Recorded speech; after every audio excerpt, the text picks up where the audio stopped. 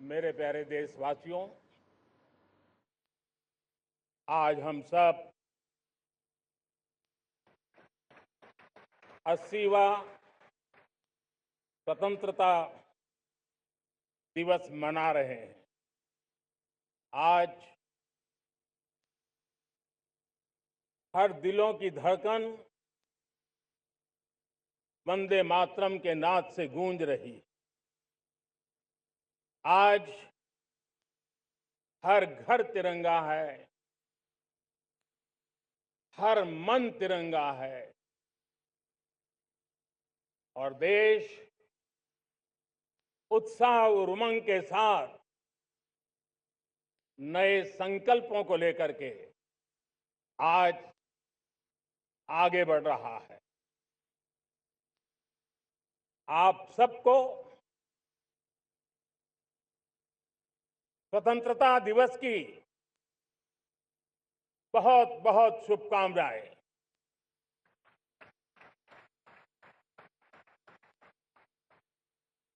देश आज उन महान सपूतों का पुण्य स्मरण करती है जिन्होंने देश की आजादी के लिए त्याग बलिदान की पराकाष्ठा की। अपने तप त्याग और बलिदान से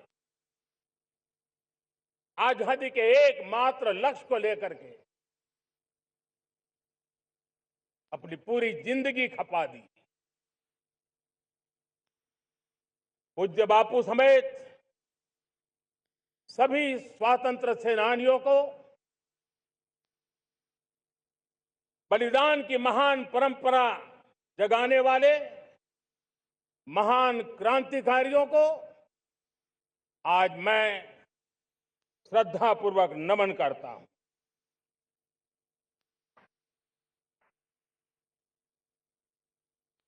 आज जो इस समारोह में उपस्थित है उन सब के लिए आज एक ऐतिहासिक पल भी है।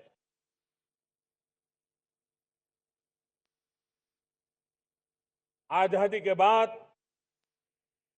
15 अगस्त को लाल किले पर पहली बार वंदे मातरम गूंज रहा है।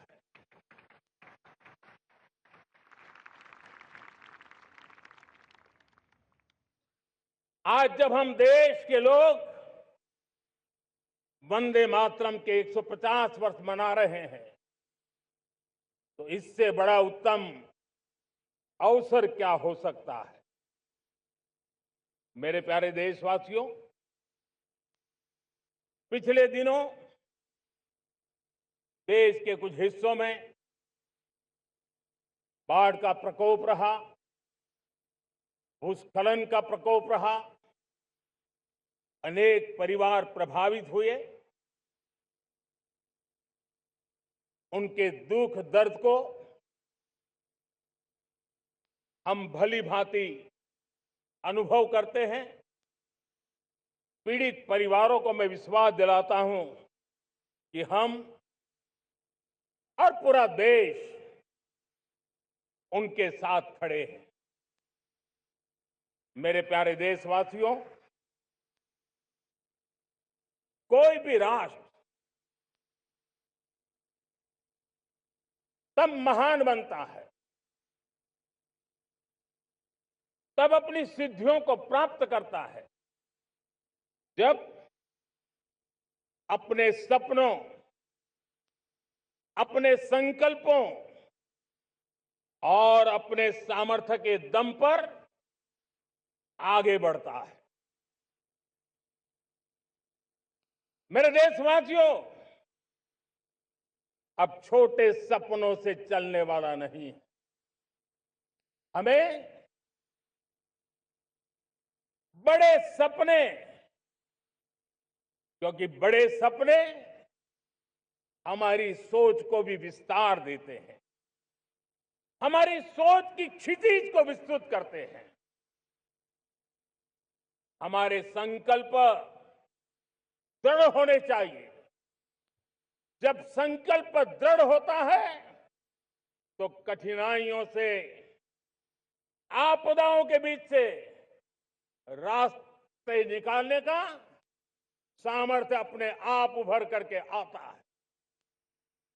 और मेरे प्यारे देशवासियों, हमारे संकल्प भी ऊंचे होने चाहिए, क्योंकि जब सपने ऊंचे होते हैं, संकल्प ऊंचे होते हैं, तो हमारे सामर्थ्य की ऊंचाई भी बढ़ती है, हमारे प्रयासों की ऊंचाई भी बढ़ती है, और तब जाकर के हम सपनों को साकार कर सकते हैं। मेरे प्यारे देशवासियों, आज भारत ने भी एक बहुत बड़ा सपना देखा है, दृढ़ संकल्प के साथ देखा है, नई ऊंचाइयों को छूने के लिए देखा है। और वो सपना है, जब आजादी के 100 साल होंगे, 2047 में हम विकसित भारत बना के रहेंगे। 140 करोड़ देशवासियों के पुरुषार्थ से इस लक्ष्य को हमें हासिल करना है। और जब दुनिया की सबसे बड़ी आबादी वाला देश विकसित होने का संकल्प लेता है, तो ये दुनिया की नजरों में भी हमारे साहस का परिचायक बन जाता है। दुनिया हमारी तरफ देखने का नजरिया बदलने के लिए मजबूर हो जाती है। प्यारे देशवासियों, और मैं ऐसे ही नहीं कह रहा हूं, पिछले 12 वर्ष में देश के कोटि कोटि नागरिकों ने, दलित हो, पीड़ित हो, वंचित हो, आदिवासी हो, गांव में रहने वाला हो, शहर में रहने वाला हो, गरीब हो, मध्यम वर्ग का हो, युवा हो, बुजुर्ग हो, नारी हो, पुरुष हो, उत्तर हो, दक्षिण हो, पूर्व हो, पश्चिम हो, हर किसी ने पिछले 12 साल में एक संकल्प के साथ, समर्पण के साथ देश को नई ऊंचाइयों पर ले जाने में हर प्रकार से प्रयास किया है। मैं उनके इस प्रयासों का आदरपूर्वक स्वीकार करता, और उसी का परिणाम है कि इतने कम समय में 25 करोड़ देशवासी गरीबी को परास्त करके गरीबी से बाहर निकले हैं। इन्हीं देशवासियों का प्रयास का परिणाम है कि हम कभी फ्रेजाइल 5 में गिरे जाते थे। 12 साल के भीतर भीतर हम एक मेजर इकोनॉमी में फास्टेस्ट ग्रोइंग इकोनॉमी बन गए हैं। साथियों, देश आजाद हुआ, बहुत सारे सपने लेकर के आजाद हुआ, लेकिन हम गति नहीं पकड़ पाए, रफ्तार नहीं पकड़ पाए। होती है, चलती है, अरे हो जाएगा, देखा जाएगा, उसी में खोए रहे। 2014 तक आते आते तो पूरे विश्व ने हमें फ्रेजाइल 5 के उस में डंप कर दिया था। ऐसे समय पिछले 12 साल में भारत ने एक नई रफ्तार पकड़ी, तेज गति से हम आगे बढ़ रहे हैं। और देशवासियों का संकल्प है कि अब 140 करोड़ देशवासियों के संकल्प को, सामर्थ्य को रोकना नामुमकिन है। प्यारे देशवासियों, पिछले 12 वर्षों में डिफेंस प्रोडक्शन करीब 4 गुना हुआ, खादी और ग्रामोद्योग का उत्पादन करीब 5 गुना हुआ, इलेक्ट्रॉनिक मैन्युफैक्चरिंग करीब 7 गुना बढ़ा, आधुनिक रेलवे कोच का निर्माण 21 गुना बढ़ा, मोबाइल फोन उत्पादन 33 गुना बढ़ा। इतना ही नहीं, आधुनिक युग को देकर के भी डिजिटल और इनोवेशन की दुनिया में भी हमने अपना परचम लहराया। इंटरनेट यूजर, इंटरनेट कंज्यूमर करीब करीब 4 गुना बढ़े।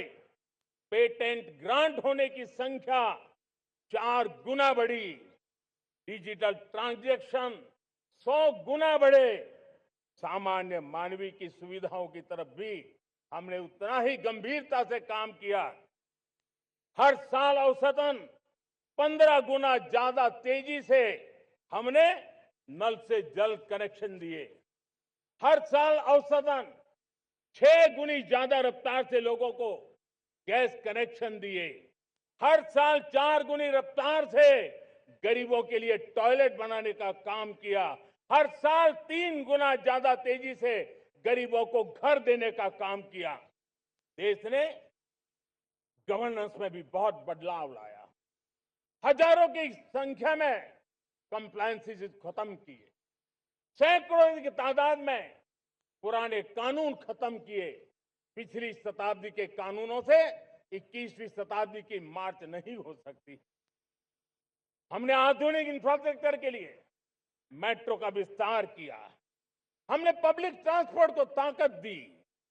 जिस स्पीड से काम, जिस स्केल पर काम किया, ये सब, ये रफ्तार, ये विस्तार, ये अचीवमेंट आजादी के बाद पहली बार पिछले 1 दशक ने देखा है। और जब इतनी सारी सिद्धियां हमारे सामने हो, इतनी तेज गति दिखाई देती हो, देशवासियों का सामर्थ्य पल पल प्रकट होता है, तब तो 2047 में विकसित भारत बनने का संकल्प कभी भी अधूरा नहीं रह सकता है। ये सारे आंकड़े इस बात की गवाही देते हैं कि हम आगे बढ़ने वाले हैं।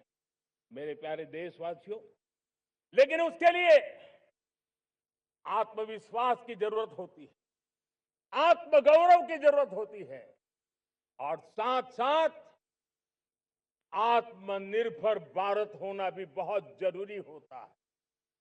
और इसलिए बीते वर्षों में हमारा कन्विक्शन रहा है कि भारत को हमें अब दूसरे देशों पर निर्भर रह करके नहीं जीना है।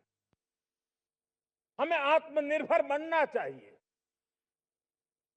दुनिया में बहुत कुछ मिलता है, सस्ता मिलता है, जल्दी मिल सकता है, लेकिन उससे हमारा सामर्थ्य तैयार नहीं होता, न हमारे सामर्थ्य की कसौटी होती है।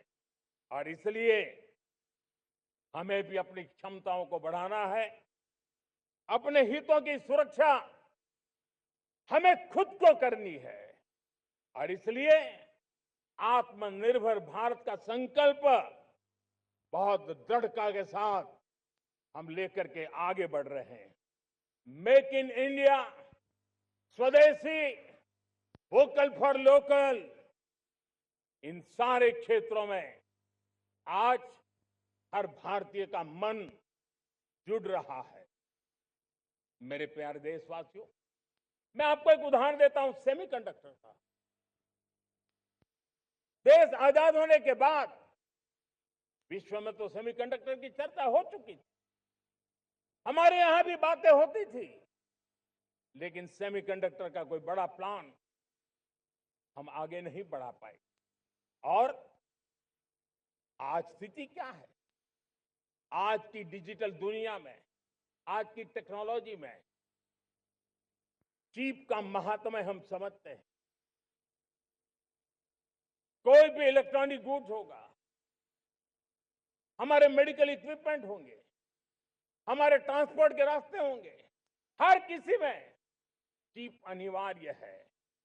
और इस चिप के बिना दुनिया थम जाए ऐसी स्थिति पैदा हो। और इसलिए भारत ने आत्मनिर्भर होने की दिशा में अपना सेमीकंडक्टर प्लांट, बड़ा सेमीकंडक्टर प्लांट, 3 सेमीकंडक्टर प्लांट शुरू हो चुके हैं। और मुझे बताया गया है कि वहां जो प्रोडक्शन हो रहा है वो एक्सपोर्ट होना शुरू हो चुका है। और मैं देशवासियों को कहना चाहता हूं, आने वाले 7-8 वर्ष में और 5, 7 या 8 सेमीकंडक्टर प्लांट बहुत ही जल्द शुरू होने वाले। ये आत्मनिर्भर भारत हमें विकसित भारत की दिशा में जाने का महामार्ग देती।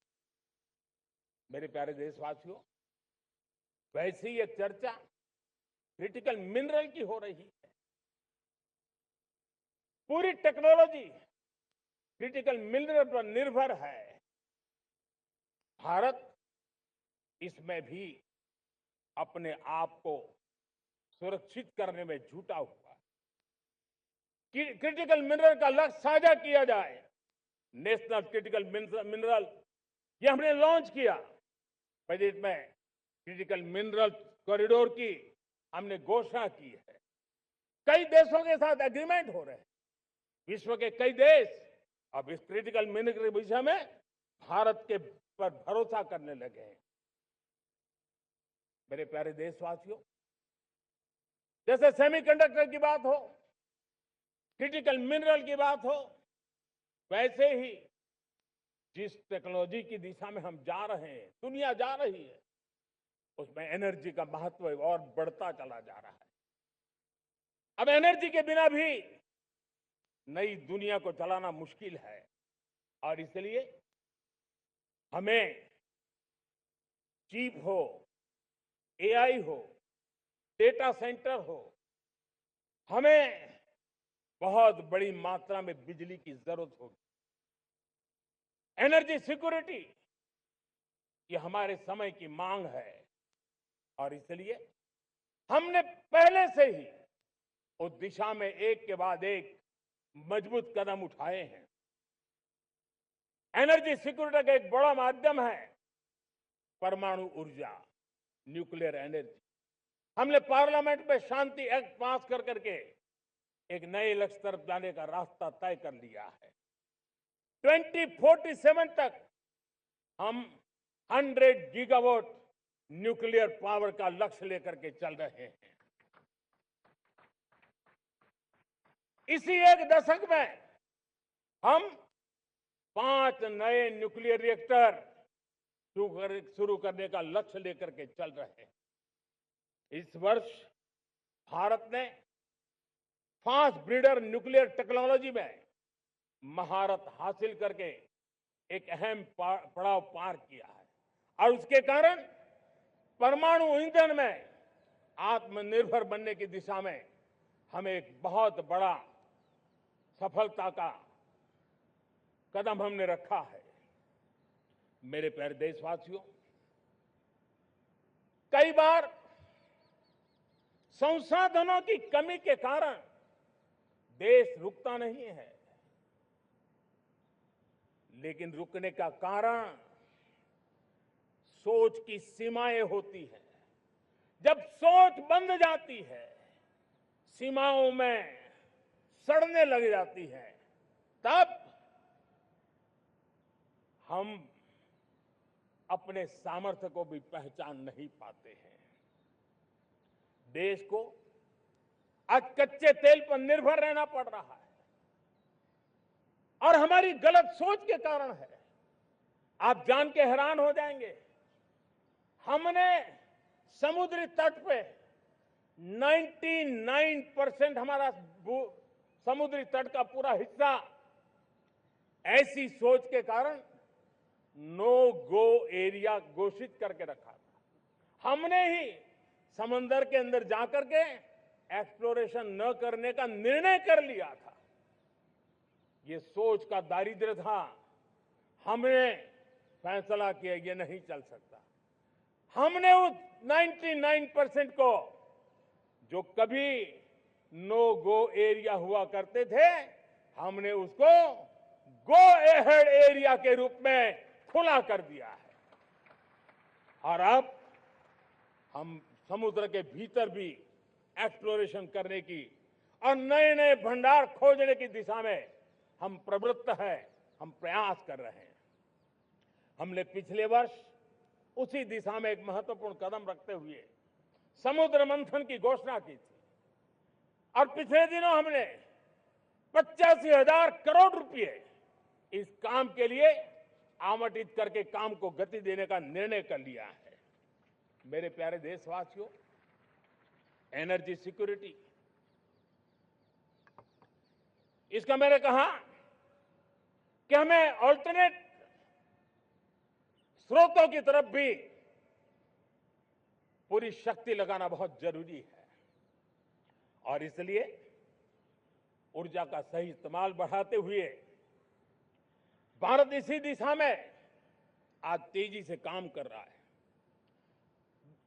2014 से पहले, मतलब आज से 12 साल पहले, हमारे देश में सिर्फ 70 शहरों में पाइप से गैस की व्यवस्था थी, पाइप से गैस डिस्ट्रीब्यूशन होता था।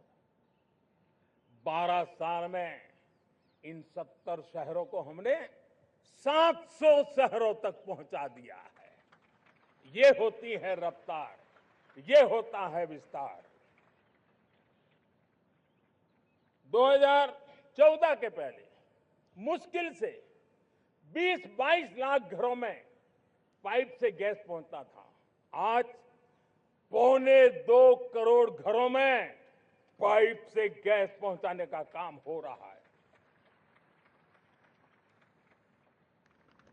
12 वर्ष पहले देश में सोलर एनर्जी की कैपेसिटी सिर्फ 2 गीगावाट थी। 2 गीगावाट, आज 160 गीगावाट हमने प्राप्त किया है लक्ष्य। मेरे प्यारे देशवासियों, मैं एक और जानकारी देता हूं। हमने इसका लाभ देश के मध्यम वर्ग को, सामान्य परिवार को मिले, इस तरफ भी उतना ही ध्यान केंद्रित किया। हमने पीएम सूर्यघर मुफ्त बिजली योजना चालू की और आज मुझे संतोष है कि इतने कम समय में 50 लाख घरों का सोलर एनर्जी का काम हम आंकड़ा पार कर चुके हैं। तेजी से चल रहा है और इसके कारण हजारों घरों का बिजली बिल 0 हो गया है। हजारों घर अपनी बिजली का उपयोग करने से अतिरिक्त बिजली आज बेच करके कमाई कर रहे हैं। हर परिवार को हम इस काम के लिए 80,000 रुपया सरकार की तरफ से एक एक परिवार को मदद दी जा रही है, तब जाकर के हम इस काम को पूरा कर रहे हैं। मेरे प्यारे देशवासियों, आपको जानकर के हैरानी होगी, ये जो हमारी रेलवे है उसका इलेक्ट्रिफिकेशन का काम हमारे देश में 1925 में शुरू हुआ था। 1925 में इलेक्ट्रिफिकेशन का काम शुरू हुआ, लेकिन 90 साल में 1925 से लेकर के 90 साल में सिर्फ 30% रेल का इलेक्ट्रिफिकेशन हुआ था। यानी 90 साल में 30%। हमारी रफ्तार देखिए, लक्ष्य को पाने के लिए हमारी दौड़ देख लीजिए। हमने एक दशक के अंदर 100% काम पूरा कर दिया। 90 साल में 30%, 10 साल में 70%, ये होता है काम। और इसके कारण डीजल जो हमें बाहर से लाना पड़ता है उसकी बचत हुई, बिजली से हमारी ट्रेनें चली, पर्यावरण को फायदा होने लगा। मेरे प्यारे देशवासियों, हम यहां से नहीं रुके हैं। हम दुनिया के अंदर पीछे रहना नहीं चाहते। पिछले दिनों आपने खबर सुनी होगी, भारत ने ईंधन का नया क्षेत्र को भी छू लिया है। देश ने पहली हाइड्रोजन से चलने वाली ट्रेन शुरू कर दी है। इतना ही नहीं, भूभाग को भी वेपनाइज किया जा रहा है। और ऐसे समय अगर हम आत्मनिर्भर के मंत्र को लेकर 10 साल सही दिशा में न चले होते तो हम कल्पना कर सकते हैं कि ऐसी चुनौतियों का मजबूती से मुकाबला कैसे करते। और हमारी तैयारियां निरंतर बढ़ती जा रही है। मेरे प्यारे देशवासियों, दूसरी तरफ आज भारत का प्रोफाइल पूरी तरफ बढ़ रहा है। आज भारत दुनिया के लिए एक स्वीकृत और सम्मानीय देश के रूप में बन रहा है। भारत के पास स्थिर पॉलिटिकल मैंडेट है, स्थिर सरकार है, भारत का वाइब्रेंट लोकतंत्र है, भारत का मजबूत न्याय तंत्र है और हम सबको दिशा देने वाला भारत का संविधान है। और अब दुनिया हमारे इन सामर्थ्य को पहचानने लगी है और इसलिए 2014 के बाद दुनिया करीब करीब 40 देशों के साथ हमारा एफटीए एग्रीमेंट हो रहा है। अब देखिए कितना बड़ा अवसर आया है। लेकिन ये जो ट्रेड एग्रीमेंट्स हुए हैं, ये एक बहुत बड़ा अवसर है और इसलिए खास करके मैं मेरे एमएसएमईज को कहना चाहूंगा कि हमें इस मौके को छोड़ना नहीं है। दुनिया में हमें पहुंचना है। भारत के उत्पाद की हर चीज विश्व के बाजार में पहुंचे और चाहे हमारा टेक्सटाइल हो, हमारी मशीनरी हो, हमने दवाइयां हो, हमने मौका छोड़ना नहीं है। लेकिन वैश्विक जो पैरामीटर्स हैं, उस पैरामीटर को हमें पार करना होगा। हमें दुनिया से जो मिलता है उसे अच्छा देना पड़ेगा, दुनिया में जो मिलता है उसे सस्ता देना पड़ेगा। और पंजाब के लुधियाना से लेकर के तमिलनाडु के तिरुपुर तक हमारा टेक्सटाइल सेक्टर दुनिया में पहुंच सकता है। इतना ही नहीं, केरलम से लेकर के गुजरात और तमिलनाडु से लेकर के बंगाल, ये हमारा समुद्री तट, हमारे मछुआरे भाई बहन आज इस एफटीए के कारण हमारे श्रिप यानी झींगा, उसके एक्सपोर्ट की बहुत संभावना बनी है। हमारे सी फूड की दुनिया में पहुंच बनने की संभावना पड़ी हुई है। और इसलिए मैं चाहूंगा कि हम इस परिस्थिति का फायदा उठाते हुए, हम आगे चलते हुए, हम इन कामों को पार करने के लिए प्रयास करें। मेरे प्यारे देशवासियों, मैंने जो भूमिका आपके सामने रखी है, उसके पीछे 2047 का लक्ष्य इन मजबूत नींव पर खड़ा है। 2047 विकसित भारत का लक्ष्य हमने पिछले 10-12 साल में देशवासियों ने जो सामर्थ्य दिखाया है, उस सामर्थ्य का हिस्सा है। और इसलिए मेरे प्यारे भाइयों बहनों, सदी का 1/4 हिस्सा बीत चुका है और अगला 1/4 हमारे लिए अत्यंत महत्वपूर्ण है। अब हम रुक नहीं सकते हैं, हमारी गति नहीं रुक सकती है, हमारी दिशा तय हो चुकी है, हमें प्राप्त करके रहना है। और इसके लिए हमें अपना वर्क कल्चर बदलना होगा। हमारे वर्क कल्चर को बदलते हुए हमें हमारी सोच को भी बदलना होगा, हमें हमारे काम की गति को भी बदलना होगा। जो काम पिछले 5-7 दशक में नहीं हुए हैं, वो काम हमें आने वाले 5-7 साल में करने हैं।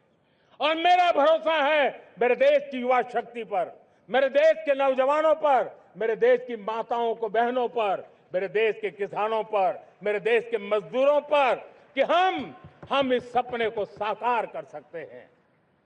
और इसलिए हमें रिफॉर्म की गति को भी आगे बढ़ाना है। और जब मैं रिफॉर्म की बात कर रहा हूं, रिफॉर्म नहीं हमारे लिए कोई कंपल्सन है, नहीं रिफॉर्म ये हमारे के लिए कोई बजबड़ है। हमारे लिए रिफॉर्म ये कन्विक्शन है।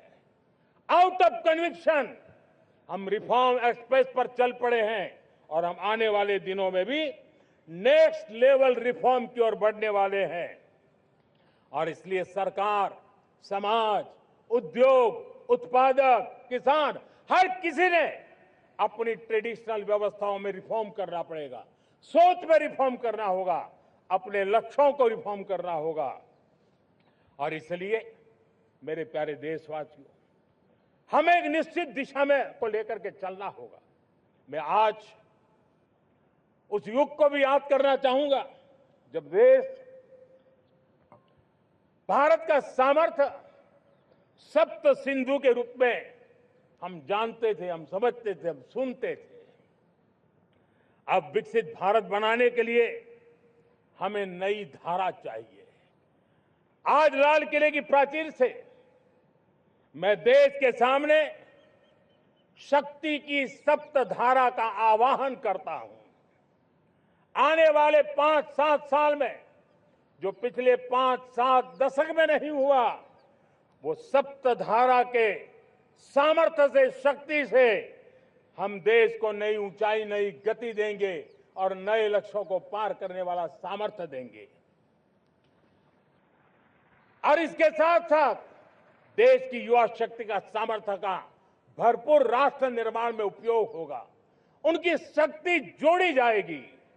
आने वाले दिनों में जब मैं सप्तधारा की बात करता हूं, सप्तधारा की पहली शक्ति है मैन्युफैक्चरिंग पावर। मेरे प्यारे देशवासियों, हमें मैन्युफैक्चरिंग सेक्टर को बहुत आगे बढ़ाना होगा और प्रोडक्शन बढ़ाने के साथ साथ हमें छोटे छोटे पुर्जे भी बनाने हैं और बड़े बड़े प्रोडक्ट भी बनाने हैं। पूरा वैल्यू चेन हमारा होना चाहिए और उसे लेकर के चलना। हमें कंपोनेंट भी चाहिए और हमें कंप्लीट मैन्युफैक्चरिंग भी चाहिए, कंप्लीट प्रोडक्ट भी चाहिए। डिजाइन से लेकर मैन्युफैक्चरिंग तक भारत को ग्लोबल सप्लाई चेन का भरोसामंद केंद्र बनना होगा। इसके लिए मैं 3 चीजों पर विशेष जोर देना चाहता हूं। मैन्युफैक्चरिंग के क्षेत्र में जो मेरे भाई बहन हैं, ये समय का ये अवसर है, इस अवसर को जाने मत दें। और इसके लिए हमें कॉस्ट, क्वालिटी और स्केल, इसके विषय में वैश्विक मानदंडों से खरा उतरना पड़ेगा। हमारी फैक्ट्रीज कॉम्पिटिटिव हो, हमारे प्रोडक्ट्स यूजर फ्रेंडली हो, हमारा पैकेजिंग दुनिया के लोगों को लुभावने वाला हो, आकर्षित करने वाला हो, हमारा जीरो डिफेक्ट प्रिसिजन मैन्युफैक्चरिंग, ये हमारी पहचान बनना चाहिए। हर मैन्युफैक्चरर, हर एंटरप्रेन्योर, हर एमएसएमई से मैं कहना चाहता हूं, ग्लोबल मार्केट में हमारी पहचान विश्वसनीयता और गुणवत्ता के आधार पर होनी चाहिए। क्वालिटी के संबंध में नो कॉम्प्रोमाइज, और इसलिए हमारा मंत्र क्वालिटी, क्वालिटी, क्वालिटी होना चाहिए। यही हमारा ग्लोबल ब्रांड वैल्यू बनेगा। मेरे प्यारे देशवासियों, इस सप्तधारा की दूसरी शक्ति है कृषि और फूड प्रोडक्शन, फूड प्रोसेसिंग। हमें इस दिशा में आगे बढ़ना होगा। हमारे किसानों ने, अब दुनिया के बाजार खुल चुके हैं, एफपीए के कारण हमें एक बहुत बड़ा मार्केट मिल रहा है। हमें वहां पहुंचना है, हमें उस जगह को हाथ लगाना है। हमें खेत से लेकर एक्सपोर्ट मार्केट की ओर जाना होगा। हमारे पारंपरिक खान पान हो, हमारे मिलेट्स हो, हमारे मसाला हो, हमारे फल हो, फूल हो, क्या कुछ नहीं है हमारे पास, वो ग्लोबल ब्रांड्स बनने चाहिए। हमारे किसान केमिकल फ्री खेती को बल देंगे, दुनिया में इनकी मांग और बढ़ने वाली है। और जो ग्लोबल पैरामीटर्स के अंदर हर प्रकार से सिद्ध होने वाले हमारे एग्रो प्रोडक्ट होंगे, तो दुनिया में हम आसानी से पहुंच पाएंगे। मेरी सप्तधारा की तीसरी शक्ति है टेक्नोलॉजी और इनोवेशन। मेरे प्यारे देशवासियों, आज जमाना एआई का है, क्वांटम का है, स्पेस का है, रोबोटिक्स का है, डेटा सेंटर्स का है। पूरी तरह एक नया क्षेत्र खुल चुका है और इमर्जिंग टेक्नोलॉजी ये भी हर पल हमें चुनौती दे रही हैं और इसलिए देश को दुनिया के लिए मार्केट नहीं बना देना, हमें इनोवेशन का हब बनना है। हमने यूपीआई और डिजिटल पब्लिक इंफ्रास्ट्रक्चर में लोहा मनवा लिया है, हमारी ताकत का परिचय करवा दिया है। अब भारत को डिजिटल पब्लिक टेक्नोलॉजीज उसको भी दुनिया के कोने कोने तक पहुंचाना है। भारत को नेक्स्ट जनरेशन कम्युनिकेशन टेक्नोलॉजी में लीड करना है। मेड इन इंडिया 6G हर कोने में पहुंचे, ये हमारा लक्ष्य होना चाहिए और हमें उसमें तेजी करनी चाहिए और इसके लिए हमारा प्रयास कम नहीं होना चाहिए। सप्तधारा की चौथी शक्ति है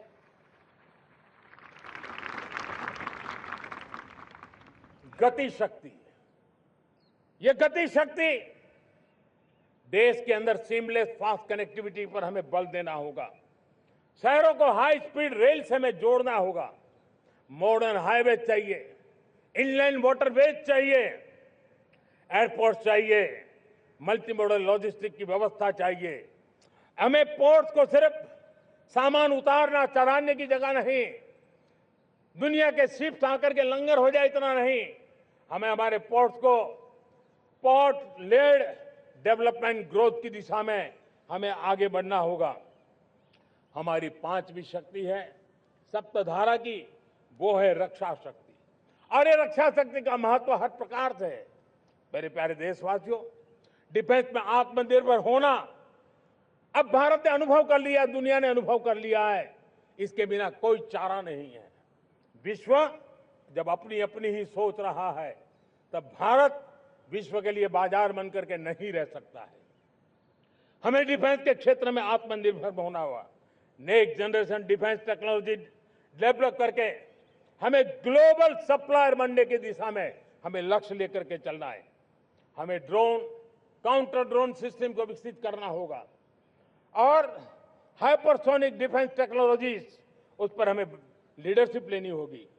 साथियों, साइबर सुरक्षा भी आज हर घर के लिए एक समस्या बन रही है।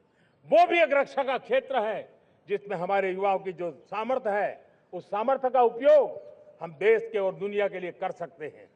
हमारी सप्तधारा की छठी शक्ति है ग्रीन इकोनॉमी, ब्लू इकोनॉमी, जो ग्रीन जॉब को भी जन्म देती है। हमें green hydrogen, renewable energy, energy storage, green mobility, green manufacturing in global scale हमें पा करके रहना है। हमें दुनिया जब ग्लोबल वार्मिंग की चर्चा करती रहती है, हम रास्ते खोजते रहते हैं, हम समस्याओं का समाधान दे रहे हैं और भारत एक ग्रीन मूवमेंट का बहुत बड़ा सामर्थ्य लेकर के चलिए। भारत के पास ब्लू इकोनॉमी के लिए भी बहुत बड़ा अवसर है। बहुत बड़ा लंबा हमारा कोस्टलाइन है। ब्लू इकोनॉमी के लिए बहुत बड़े अवसर है। फिशरीज है, कोस्टल टूरिज्म है, ओशन टेक्नोलॉजी है। ऐसे कितने ही क्षेत्र हैं जिसमें हम आगे बढ़ सकते हैं। मेरे प्यारे देशवासियों, भारत सप्तधारा की जब बात करके लेकर चला है तब हमारी सातवीं धारा है और दुनिया के लिए इसका अपना भी एक महत्व है और वो है भारत का सॉफ्ट पावर। भारत के सॉफ्ट पावर की ताकत है। आज योग ने पूरी दुनिया को भारत के साथ जोड़ के रखा हुआ है। योग दुनिया के लिए एक ऊर्जा बनता जा रहा है, भारत के लिए विश्वास का बड़ा कारण बनता जा रहा है। जिस भारत के पास आस्था के केंद्र हो, जिस भारत के पास आयुर्वेद हो, जिस प्रकार से भारत के पास होलिस्टिक हेल्थ केयर की व्यवस्था हो, हील इन इंडिया का मूवमेंट हो, हम दुनिया के अंदर हमारे सामर्थ्य को लेकर के जा सकते हैं। हैंडीक्राफ्ट हो, संस्कृति हो, हमारी फिल्में हो, हमारा क्रिएटिव वर्ल्ड हो, वीएफएक्स हो, हमारा एनिमेशन हो, हमारी गेमिंग हो, डिजिटल कंटेंट हो, क्रिएटिव वर्ल्ड के अंदर भारत अपना रुतबा दिखा सकता है। हमने उसको वैश्विक सामर्थ्य के रूप में विकसित करना होगा। आज भारत ने वेव समिट को एक बहुत बड़ी ताकत दी है। दुनिया धीरे धीरे भारत का ये जो world audio visual and entertainment summit है उसकी राह देखता रहता है और वो भारत के सॉफ्ट पावर को, भारत के क्रिएटिव दुनिया को परिचित करेगा। मेरे प्यारे देशवासियों, भारत के पास विशाल वन्य संपदा है। हमारे पास 100 से ज्यादा नेशनल पार्क है। क्षमता बहुत है, लेकिन विदेशी टूरिस्टों को आकर्षित करने में हम कम पड़े हैं। हमें मौका है हमारे सॉफ्ट पावर के माध्यम से दुनिया के टूरिस्टों को भारत के लिए आकर्षित करने का। हमारा सामर्थ्य हमें दुनिया को दिखाना है। हम ये काम आरा से करें और हम जल्द से जल्द हम इन लोगों, आज दुनिया में स्पोर्ट्स की जो है वो भी एक बहुत बड़ा भारत के प्रति आकर्षण का केंद्र। दुनिया के स्पोर्ट्स इवेंट भारत में क्यों न हो। कॉन्स्टेंट इकोनॉमी बहुत बढ़ रही है, देश के नौजवानों का आकर्षण है। विश्व का हर कोई कलाकार चाहता है कभी न कभी भारत की धरती पर अपना कॉन्सर्ट करे। ये एक बहुत बड़ा अवसर है, हमें इसको मोबिलाइज करने के लिए व्यवस्थाएं खड़ी करनी होगी। साथियों, सप्तधारा की इन 7 शक्तियां उद्देश्य सिर्फ एक सेक्टर में प्रगति करने का नहीं है। एक होलिस्टिक अप्रोच के साथ हमें राष्ट्र को जो लक्ष्य लेकर के हम चल रहे हैं, जो एम्बिशन लेकर के चल रहे हैं, उस स्केल को हमें पार करने की दिशा में काम करना है। मेरे प्यारे देशवासियों, कुछ चीजें मैंने बताई हैं, लेकिन मैं इससे भी आगे सोचता हूं। मैं जरा देश को झकझोरना चाहता हूं। मैं देश की शक्ति को भी झकझोरना चाहता हूं। देश यानी सिर्फ सरकार नहीं होती है, देश यानी हर नागरिक जुड़ता है। क्या हम सोच नहीं सकते कि फॉर्च्यून 500 की चर्चा तो बहुत सुनते हैं, आने वाले एक दशक में इन फॉर्च्यून 500 में 50 कंपनियां भारत की क्यों न हो, ये लक्ष्य हमारा क्यों न होना चाहिए। आज बैंकिंग सेक्टर फल फूल रहा है। दुनिया की टॉप बैंक के अंदर भारत की बैंक का झंडा भी क्यों न फहरता हो। भारत की बैंक भी टॉप बैंक 5 बैंक में भारत की भी एक बैंक होनी चाहिए। भारत की फार्मा की दिशा में हमने बहुत काम किया है, लेकिन समय की मांग है कि दुनिया की 5 बड़ी फार्मा कंपनियों में भारत की भी 1-2 फार्मा कंपनियों का नाम गूंजना चाहिए। भारत उसमें अपना स्थान बनाना चाहिए। लॉ फर्म्स होते हैं, रेटिंग एजेंसी होती है। क्या समय की मांग नहीं है कि ग्लोबल लीडरशिप अब हमारे हाथ में होनी चाहिए। टैलेंट है, सामर्थ्य है, हमारा लंबा इतिहास भी है, भाषाओं पर हमारा प्रभुत्व है। हमें विश्व में पहुंचना चाहिए। हमारी कोई कंसल्टिंग फर्म, अकाउंटिंग फर्म दुनिया के टॉप फर्म्स के अंदर क्यों नहीं होनी चाहिए। भारत की टेक्नोलॉजी कंपनियां दुनिया के अंदर सिरमौर हो, ये हमारा लक्ष्य होना चाहिए। हमारे ऐसे ब्रांड हो जिससे दुनिया आकर्षित होती हो। हमारे ब्रांड हमारे देश की पहचान हो और विश्व के लिए एक डेस्टिनेशन बन जाए। उस दिशा में हमें काम करना है और इसके लिए मैं राज्य सरकारों को कहना चाहता हूं, मैं स्थानिक स्वराज की संस्थाओं को कहना चाहता हूं, भारत सरकार का भी यह दायित्व है कि हमें हमारे रिफॉर्म की गति बढ़ानी होगी। हमें 2047 के लक्ष्य के अनुरूप हमारी व्यवस्थाओं को विकसित करना होगा। हमें बीते हुए काल के नीति नियमों से नहीं चल सकते, हमें आने वाले सपनों के हिसाब से नीति नियमों को गढ़ना होगा और इसको अगर हम करेंगे तो मुझे पूरा विश्वास है और मैं देशवासियों को भरोसा देता हूं, इसी रास्ते मेहनत में कोई कमी न करते हुए हम विकसित भारत का सपना पार करके रहेंगे। हमें सबको मिलकर के चलना है। केंद्र सरकार हो, राज्य सरकार हो, इंडस्ट्री हो, हम सब ने मिलकर के आगे बढ़ना है। हमें रिफॉर्म्स करते रहना है, रिफॉर्म्स को आगे बढ़ाते रहना है। और मैंने पहले भी कहा था, हम रिफॉर्म कंपल्सन से नहीं, कन्विक्शन से कर रहे हैं, लक्ष्य को प्राप्त करने के लिए कर रहे हैं। मेरे प्यारे देशवासियों, जब मैं विकसित भारत की बात कर रहा हूं, देश को तेज गति से आगे बढ़ाने की बात कर रहा हूं, उसका सबसे बड़ा लाभार्थी कौन है? इन सारे प्रयासों का सबसे बड़ा साधक कौन है? अगर साधक है तो मेरे देश का युवा है, मेरे देश की युवा शक्ति है। विकसित भारत की यात्रा में युवाओं की बहुत बड़ी भूमिका है। इतना ही नहीं, विकसित भारत का सबसे बड़ा लाभार्थी भी मेरे देश का युवा है और इसलिए हमें विकसित भारत के लक्ष्य को युवाओं के साथ जोड़ करके आगे बढ़ाना है। युवाओं हमारी सर्वोच्च प्राथमिकता के साथ हमें आगे बढ़ना है। साथियों, पिछले 10-12 साल में उस दिशा में बहुत कुछ हुआ है। स्टार्टअप इंडिया अभियान, आज पूरे देश में 2.5 लाख से ज्यादा रजिस्टर्ड स्टार्टअप बन गए। देश के नौजवान खुद तो काम कर रहे हैं, अनेकों को रोजगार दे रहे हैं। 1 लाख करोड़ रुपया इनोवेशन फंड भारत सरकार ने घोषित किया है। मैं देश को, नौजवानों को कहना चाहता हूं, आप अपने सपनों को लेकर के आइए, संसाधनों की कमी नहीं रहने देंगे। 1 लाख करोड़ रुपया आपके दिल दिमाग को सामर्थ्य देने का एक व्यवस्था हमने कर दी है। रिसर्च के नए अवसर मिले, डिजिटल इंडिया के नए सस्ते डेटा, ये युवाओं को सशक्त किया। दुनिया में सस्ता डेटा कहीं है तो भारत की धरती पर है और देश के नौजवानों को उसने नई ताकत दी है। स्किल इंडिया हमने नेशनल प्रोग्राम बनाया है।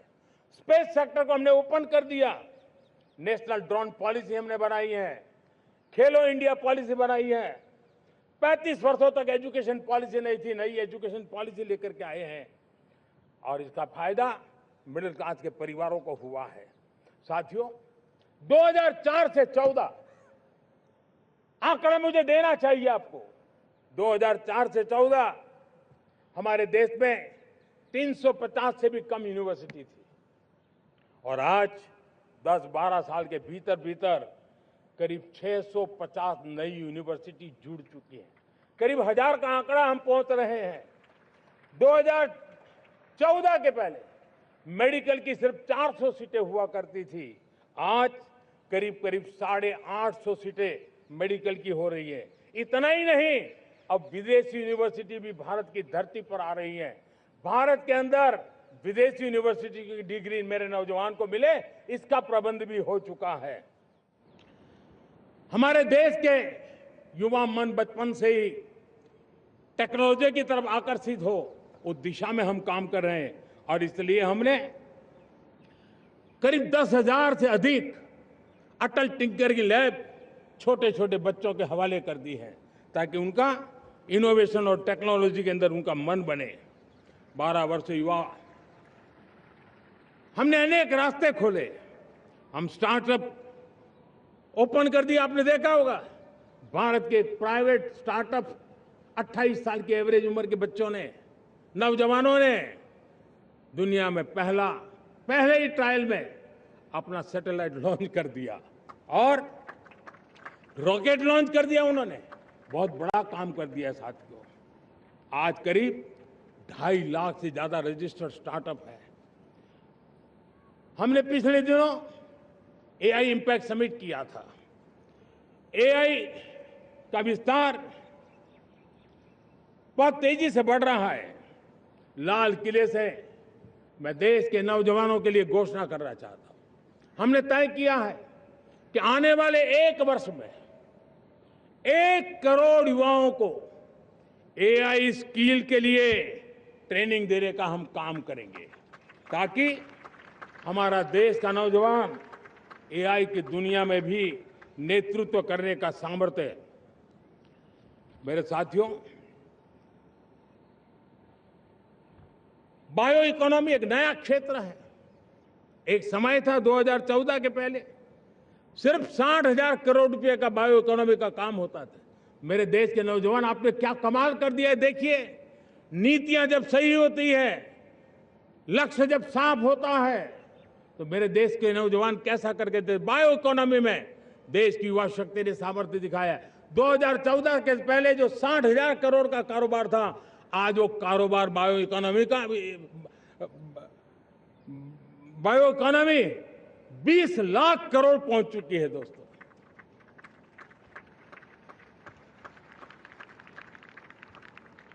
दो 2009-10 का कालखंड था, सिर्फ 25 लाख इलेक्ट्रिक व्हीकल हमारे देश में बिके थे। 1.5 लाख इलेक्ट्रिक व्हीकल बिके थे। 2009-10 में 1.5 लाख इलेक्ट्रिक व्हीकल। इस 25-26 में 25 लाख इलेक्ट्रिक व्हीकल बिके हैं।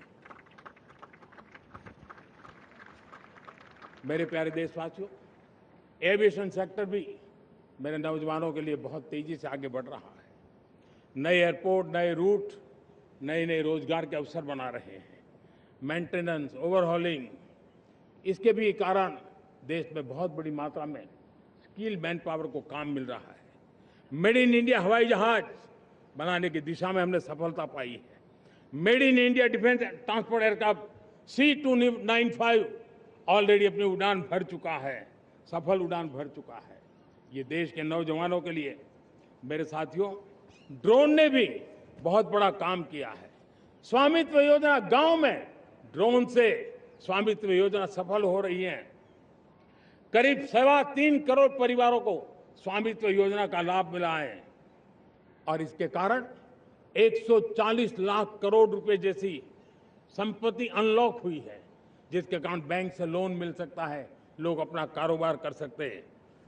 मेरे प्यारे देशवासियों,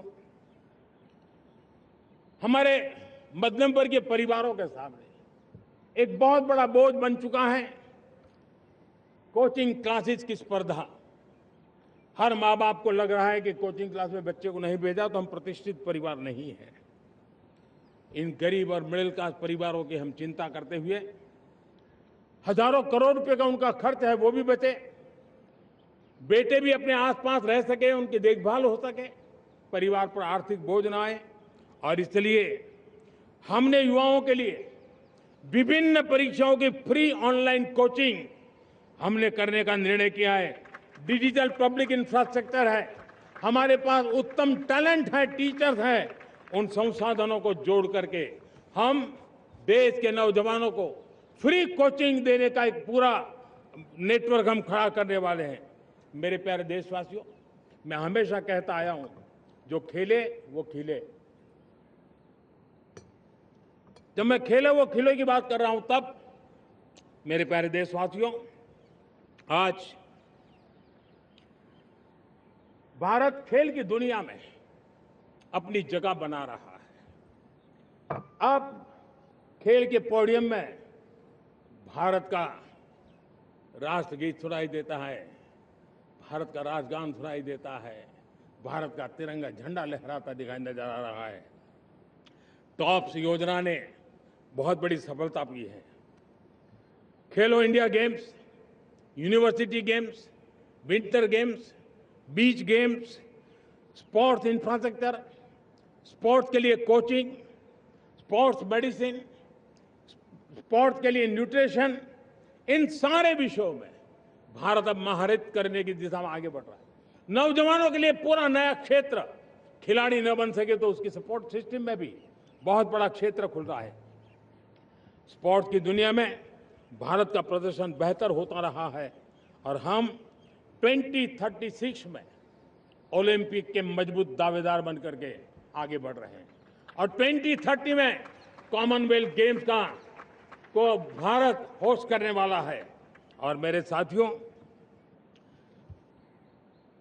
दुनिया में जो ओलंपिक की खेल होते हैं, करीब 40 प्रकार के गेम होते हैं और करीब 350-350 स्पर्धाएं होती हैं ओलंपिक में।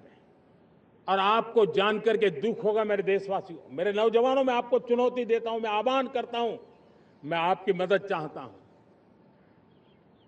350 जितने स्पर्धाओं में भारत 2/3 खेलों में कहीं होता ही नहीं, हमारी मौजूदगी नहीं होती, हम क्वालिफाई नहीं होते हैं।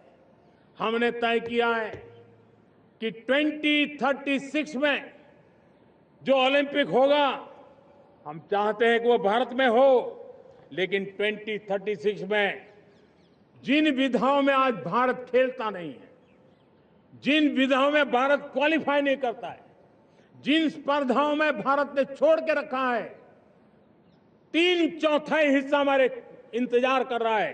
भारत उस पर बल देगा और इसके लिए हम टैलेंट हंट का एक अभियान भी चलाना चाहते हैं।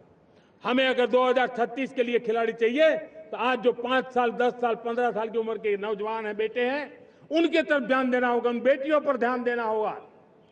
और इसलिए 5 से 15 उम्र के बच्चों में खेल प्रतिभा ढूंढने के लिए गांव-गांव, शहर-शहर, स्कूल-स्कूल एक टैलेंट हंट का अभियान चलाया जाएगा। बच्चों की प्रतिभा को देखा जाएगा और फिर उनको स्पेशल ट्रेनिंग दे करके देश के लिए खेलने वाले अच्छे खिलाड़ी बनाए जाएंगे।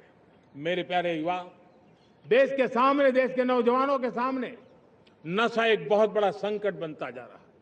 नशा मुक्त भारत, ये हम सबका सामूहिक दायित्व होना चाहिए। हमारे उज्जवल भविष्य के लिए हमारी युवा पीढ़ी मजबूत हो, हमारा युवा सामर्थ्य हमारे देश के लिए काम आए, इसलिए नशा मुक्त भारत। पिछले दिनों माय भारत के वॉलंटियर्स ने, देश के एनजीओ ने, देश के सामाजिक सांस्कृतिक संगठनों ने, देश के आध्यात्मिक पुरुषों ने मिलकर के नशा मुक्त भारत का 100 सप्ताह का एक कार्यक्रम तय किया है। 100 सप्ताह तक एक अभियान चलने वाला है। मैं हर परिवार को कहना चाहता हूं कि आप भी इस अभियान का हिस्सा बने, आप इसके साथ जुड़िए और देश के नशा मुक्त भारत के सपने को पूरा करने के लिए आप आगे आइए। मेरे प्यारे देशवासियों, 21वीं सदी में दशकों पुरानी जो चुनौतियां हैं, उन चुनौतियों को खत्म करना बहुत अनिवार्य है।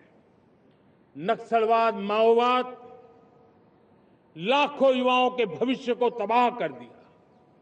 अनेक माताओं के दूधमल नौजवानों को छीन लिया, बर्बाद कर दिया, हर मां बाप के सपनों को चूर चूर कर दिया।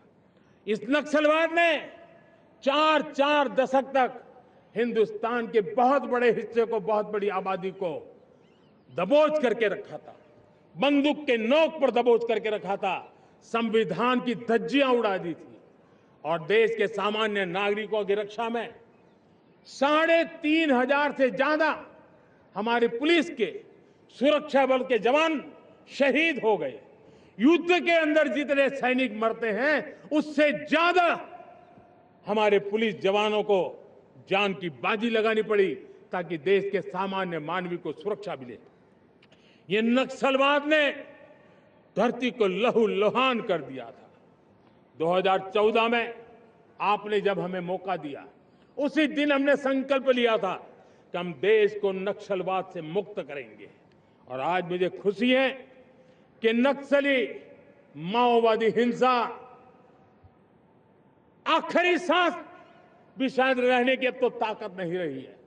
पूरी तरह उसे खत्म करने की दिशा में जहां पर कभी नक्सलवादियों की गोलियां चलती थी, जहां पर कभी धरती रक्त रंजित रहा करती थी, आज उसी नक्सल क्षेत्रों में, उसी इलाकों में नक्सल मुक्त होने के कारण विकास, विश्वास और प्रयास का तिरंगा लहरा रहा है।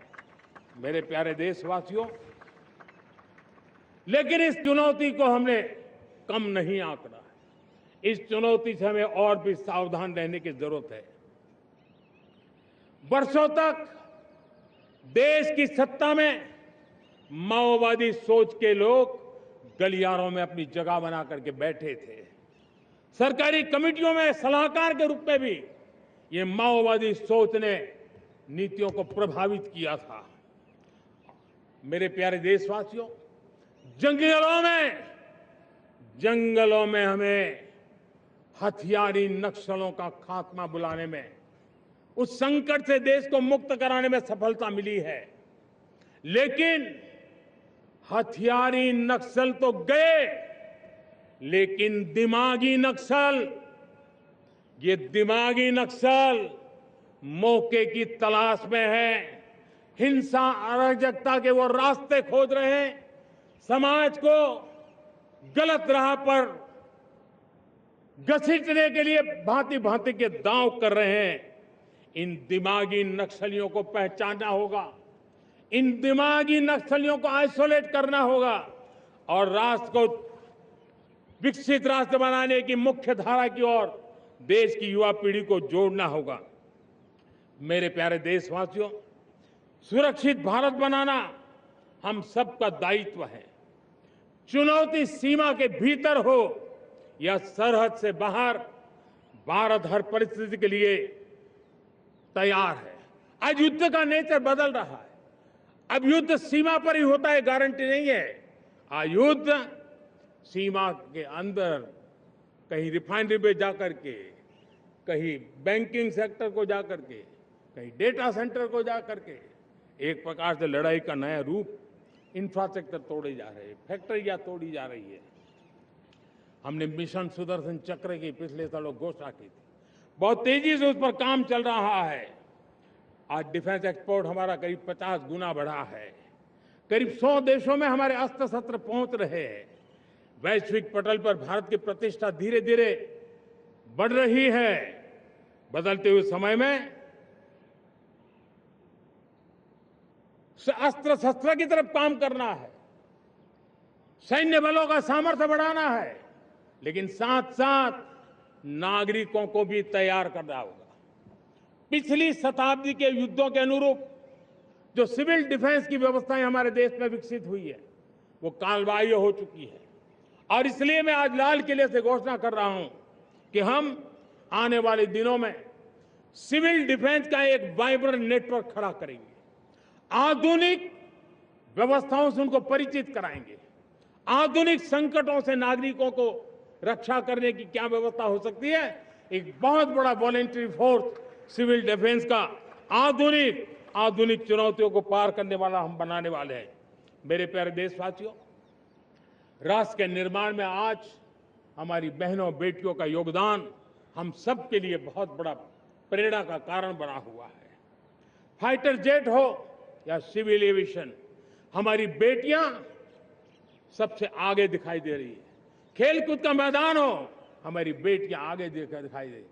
स्टेम एजुकेशन में भर्ती होने की प्रक्रिया हो, सबसे ज्यादा हमारी बेटियां आगे दिख रही है। आज सेना में भी एनडीए से जो बच्चियां निकली हैं, वो बड़े रौब के साथ देश की सेना का नेतृत्व करने का सामर्थ्य दिखाने लगी है। मेरी बेटियों की ताकत कैसी है। मैं पिछले दिनों साणंद में एक सेमीकंडक्टर प्लांट में गया, वहां आदिवासी बेटियां, देश के अलग अलग कोने से आई हुई बेटियां काम कर रही थी। वो उस गांव से आई थी जिन्होंने पासपोर्ट क्या होता है पता तक नहीं था। वो बेटियां विदेशों में गई, ट्रेनिंग लेकर के आई और आज चिप निर्माण का काम कर रही है और बड़े कॉन्फिडेंस, मैं जो उनका कॉन्फिडेंस देखा, मैं सचमुच में बहुत प्रभावित हुआ था। आज 3 करोड़ बहनों को हमने लखपति दीदी बनाने का लक्ष्य तय किया था, उसको पार कर लिया। अब हम 6 करोड़ लखपति दीदी बनाने के लक्ष्य को लेकर के आगे बढ़ रहे हैं। 3 करोड़ नई लखपति दीदी बनना मतलब ग्रामीण अर्थव्यवस्था में बहुत बड़ा बदलाव मातृशक्ति के द्वारा आने वाला है। मेरे प्यारे देशवासियों, आज पंचायतों में, नगर पालिका में, महानगर पालिका में बहुत बड़ी मात्रा में हमारी महिलाएं जनप्रतिनिधि बनकर के देश का मार्गदर्शन कर रही है, समस्याओं का समाधान कर रही है, बहुत ही सक्षम नेतृत्व दे रही है। और इसी को ध्यान में रखते हुए हमने पार्लियामेंट में नारी शक्ति वंदन अधिनियम पारित किया था, लेकिन किसी न किसी कारण से राजनीति के अखाड़े में पिछले 40 साल से ये सपना हमेशा राजनीतिक अखाड़े का शिकार हो गया है। मैं देश के सभी राजनीतिक दलों से आज लाल किले की प्राचीर से तिरंगे झंडे की छाया में खड़े होकर के प्रार्थना करता हूं, आग्रह करता हूं, आइए उन महिलाओं के सामर्थ्य के पुजारी बनिए, उन महिलाओं के सम्मान में आगे आइए और जल्द से जल्द हमारी माताओं बहनों को 33% विधानसभा और लोकसभा में उनको प्रतिनिधित्व मिले, वे भारत की नीति घड़तर के अंदर अपना योगदान दे। समय की मांग है और मैं सभी राजनीतिक दलों से फिर से आग्रह करता हूं, आइए महिला आरक्षण लागू करके महिला सम्मान में आप भी जुड़िए, आप भी यश लीजिए, आप भी क्रेडिट लीजिए, लेकिन मेरी माताओं बहनों को हक दीजिए। मेरे प्यारे देशवासियों, विकसित भारत का संकल्प तभी पूरा होगा जब विकास अंतिम व्यक्ति तक पहुंचेगा। 2014 से पहले सिर्फ 25 करोड़ लोगों के पास सोशल सिक्योरिटी का कवर था, सिर्फ 25 करोड़ के पास। साथियों, पिछले 5-7 दशक में सिर्फ 25 करोड़, हमने एक दशक के भीतर भीतर 100 करोड़ देशवासियों को सोशल सिक्योरिटी का कवच दिया है।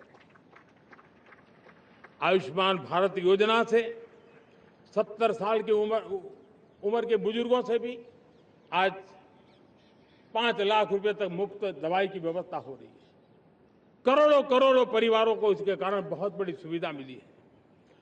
और इस आयुष्मान कार्ड के कारण 2 लाख करोड़ रुपया जो दवाई और ऑपरेशन के पीछे खर्च होना था, वो मेरे परिवारों के बच्चे हैं। वो गरीब परिवार है, वो मध्यम वर्ग के परिवार है, उनको इतनी बड़ी। मेरे प्यारे देशवासियों, आज मुझे एक काम के लिए आपकी मदद चाहिए। मैं आप सबसे एक मदद मांग रहा हूं। सभी नौजवानों से मैं चाहता हूं कि आप इसका नेतृत्व करिए। आपका 1 या 2 घंटे देश को बहुत बड़ी शक्ति देने वाले हैं। आपको लगेगा 1-2 घंटे में मैं देश की क्या शक्ति, मैं बताता हूं। आप बहुत बड़ी शक्ति बनने वाले हैं और इसलिए हर घर में वातावरण बने। इन दिनों देश में जनगणना का काम हो रहा है, सेंसस का काम हो रहा है, गिनती चल रही है। और गिनती सिर्फ आंकड़ों से बात बनती नहीं है, उसकी बारीकियों से नीतियां बनती हैं, योजनाएं बनती हैं। देश आगे बढ़ने की अपनी रूपरेखा तैयार करता है और इसलिए सटीक जानकारियां होना बहुत जरूरी है। कभी कभी जो सरकार की तरफ से प्रतिनिधि आते हैं वो इतनी जल्दी में होते हैं, कभी स्पेलिंग एक लिख देते हैं, कभी अलग लिख देते हैं और इसके कारण अल्टीमेट परिणाम हमें सही मिलने में दिक्कतें आती हैं। अब जब टेक्नोलॉजी अवेलेबल है और इस बार निर्णय किया है, आप स्वयं भी जनगणना में अपनी जानकारियां अपने मोबाइल फोन से भर करके दे सकते हैं। बाद में कोई बाबू आएंगे, कोई प्रतिनिधि आएंगे, आपसे चर्चा करेंगे, लेकिन आप परिवार के सब बैठ करके अगर डिजिटली अपना रजिस्ट्री करवा दे, सारी बारीकियां, स्पेलिंग में भी गलती ना हो, कोई भी जानकारियों में गलती ना हो, आप जितनी परफेक्ट जानकारी देंगे देश को आगे बढ़ने में बहुत बड़ी मदद मिलेगी। और इसलिए मैं देश के नौजवानों को कहता हूं कि आप अपने परिवार के लोगों को बिठा करके पूरे फॉर्म को समझिए। पहले कागज पे फॉर्म को भर दीजिए, कोई गलती है तो करेक्ट कर लीजिए और फिर टेक्नोलॉजिकली उसको डिजिटली इसको अपलोड कर दीजिए। आप देखिए इतना बड़ा काम देश कर लेगा और देश का समय और शक्ति सही काम के लिए उपयोग आएगा। और इसलिए मेरे देश के नौजवानों को जनगणना के इस काम में सक्रियता से जुड़ने के लिए मैं आग्रह करता हूं। मेरे प्यारे देशवासियों, मैंने लाल किले से पंच प्राण की बात कही थी। इस पंच प्राण ने देश को अपने आत्मगौरव की ओर लेकर के आगे बढ़ने का, लक्ष्यों को पार करने के सामर्थ्य के साथ आगे बढ़ने का एक बहुत बड़ा संबल दिया है। हमें गुलामी की मानसिकता हर पल मिटाते ही रहना है। जिस भारत का सपना नेताजी सुभाष चंद्र बोस ने देखा था, बाबा साहब आंबेडकर ने देखा था, पंडित नेहरू ने देखा था, सरदार पटेल, भगत सिंह, सुखदेव राजगुरु ने देखा था, डॉक्टर श्यामा प्रसाद मुखर्जी ने देखा था, भगवान बिरसा मुंडा ने देखा था, ज्योतिबा फुले ने देखा था, उन सब से प्रेरणा लेकर के हम आगे बढ़े। इस संकल्प को हम दोहराए, स्वयं से ऊपर राष्ट्र का हित हो, स्वयं से ऊपर राष्ट्र का हित हो और कर्तव्य ही हमारी पहचान हो। मैं सभी देशवासियों से कहूंगा, समय हमारा है। मैं सभी देशवासियों को कहूंगा, समय हमारा है, अवसर हमारा है, संकल्प हमारा है। आइए सपनों को संकल्प बनाए, संकल्प को सामर्थ्य बनाए और सामर्थ्य को सफलता में बदल के रहें। आइए हर कदम को विकास का कदम बनाएं, कदम से कदम मिलाएं, मन से मन मिलाए, लक्ष्य से जुड़े रहे, एक दीप से जले दीप हजारों। आओ मिलकर विकसित भारत बनाएं। इसी एक भावना के साथ इस मंगल पर्व पर आप सबको अनेक अनेक शुभकामनाएं।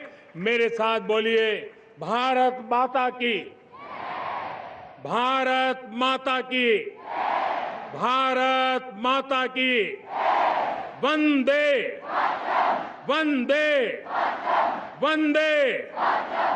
बहुत बहुत धन्यवाद।